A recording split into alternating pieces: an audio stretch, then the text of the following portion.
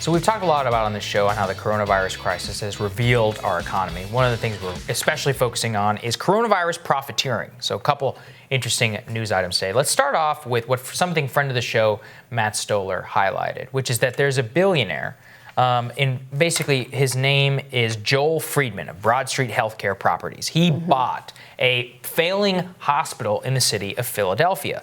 That hospital is basically shuttered. Now, the mayor, Jim Kenney, basically wanted to lease that hospital or take the hospital and spin it back up in order to use existing healthcare facilities in order to care for patients. Right. Now, this man who owns this hospital requested nearly $1 million a month from the city of Philadelphia, meaning that Philadelphia now says that they will abandon the plan entirely, and they're going to now use Temple University's music and sports venue completely for free. Which was offered to them for free, as it should be. Completely for free. But here's the thing. It's not as safe. You still have to spin up the facilities. You have to spend money. It's not a sterile environment. Can you think of a better place to use in a crisis than some place that used to be a hospital? Yeah. No. And so what ends up happening is Freedman, by the way, is defending himself. He says, well, I was going to lease it to them for $60 a bed per day. That's far below market value that other hospitals are charging. And what the mayor rightfully points out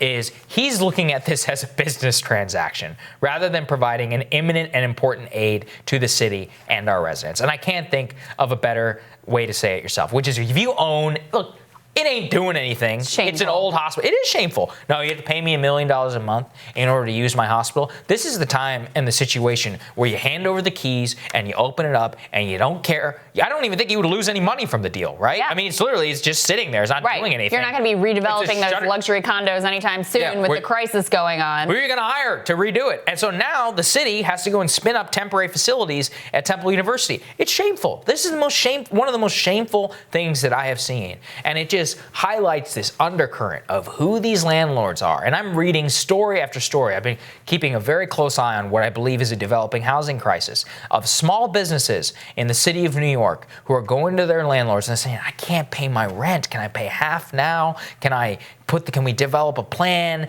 Maybe I can pay you out of my future profits? I mean, I'm a business. And you know what they say? No, screw you. So they have to fire their entire staff just to make rent. You think they're going to be able to make rent next month?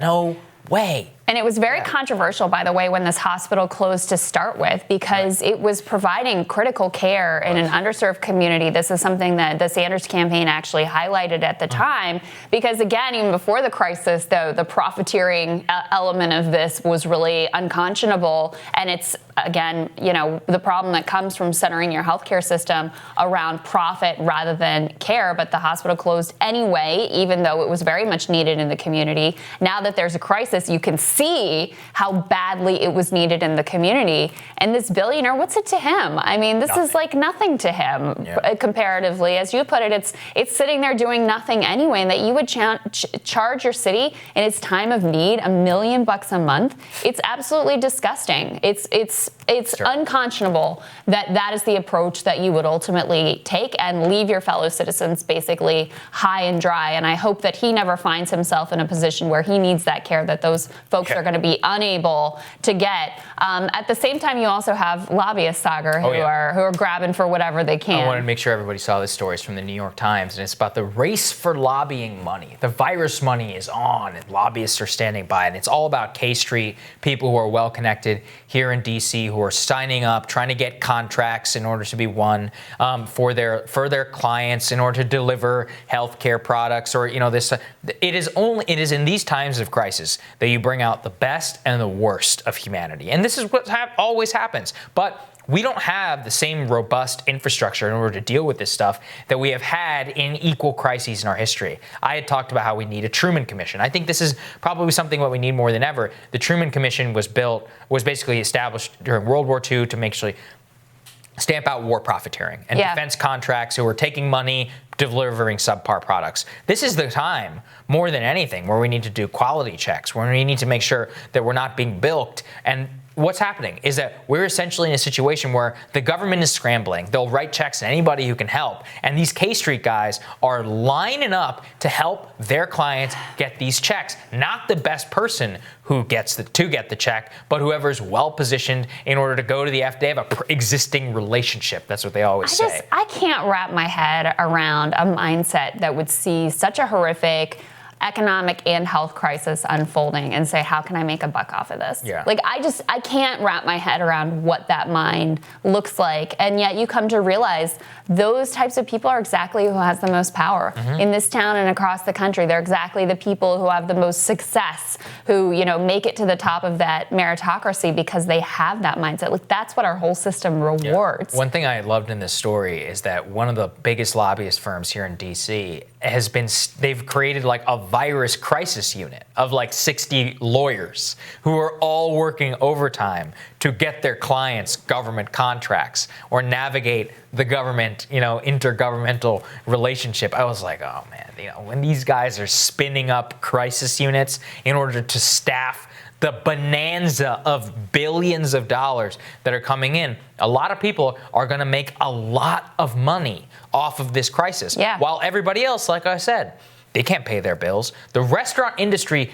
could not exist in a month from now. It literally might go completely bankrupt. Yeah. Instead of all these big chains that will just gobble them up whenever the time comes. And it's because of people like this. Right, and because they can't afford to have a lobbyist in this town, getting them what they need. And so, the big guys are just going to get bigger, trillions of dollars flowing to them to make sure that they don't feel any impact. Meanwhile, everybody else is getting hosed.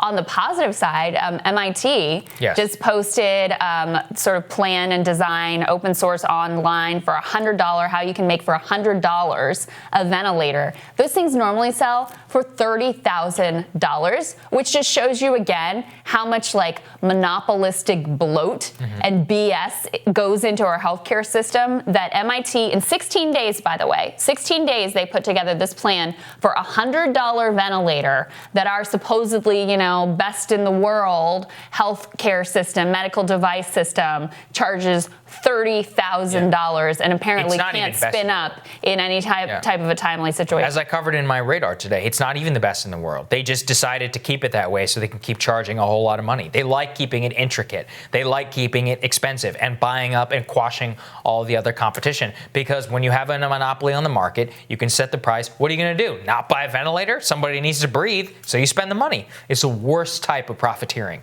in our society. Absolutely. Yeah. All right, we'll have more for you after this.